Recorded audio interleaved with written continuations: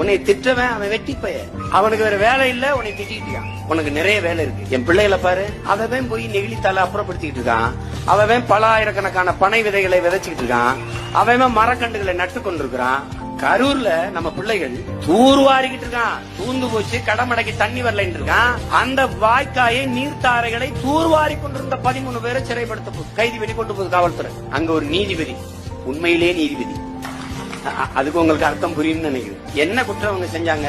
ஐயா தூர்வாரினாங்க. ஆமா, அரசு செய்ய வேண்டியதுதானே அவங்க செஞ்சாங்க. நீங்களும் செய்யல, அவங்களையும் செய்ய விடலைன்னா எப்படி? இல்லைங்கய்யா, அவங்க தாசில்தாரை பொக்கலைன்னு வச்சு ஏத்தி கொல்ல போயிட்டாங்க. அதுக்கு ஏதாவது சாட்சி இருக்கா, ஆதாரம் இருக்கா? இல்லைங்கய்யா. போங்க, இந்த பிள்ளைகளை வெளியில விடுங்க. இந்த மாதிரி இளைஞர்களை சிறைப்படுத்தி அச்சப்படுத்தினால் வருங்காலத்தில் இளைஞர்கள் சமூக சேவைக்கே வரமாட்டார்கள் என்று யார் சொல்றது? அப்படிப்பட்ட நீதிபதிகள் இருக்கிற வரை இந்த நாட்டில் நீதி செத்து போகாது. நான் பல தடவை சொல்லிட்டேன், என்னை திட்டுறதுக்கு நானே கவலைப்படுறதில்லை. நீ